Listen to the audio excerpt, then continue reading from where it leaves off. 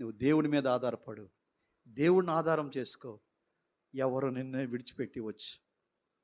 నీ బిడ్డలు నిన్ను విడిచిపెట్టవచ్చు, నీ భర్త నిన్ను విడిచిపెట్టవచ్చు, నీ భార్య నిన్ను విడిచిపెట్టవచ్చు, నీ బంధువులు నిన్ను విడిచిపెట్టవచ్చు, నీ సంఘమే నిన్ను విడిచిపెట్టి నిన్ను వెళ్ళిపోవచ్చు.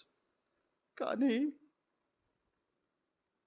నిన్ను ఎన్నడు విడువను ఎడబాయినని చెప్పిన నమ్మకమైన ప్రభువు ఎన్నడూ నిన్ను విడిచిపెట్టడు.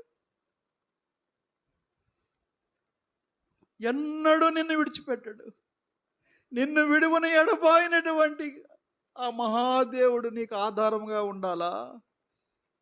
నిన్ను వాడుకొని విడిచిపెట్టేటువంటి లోకము, పాపులు నీకు ఆధారం కావాలా?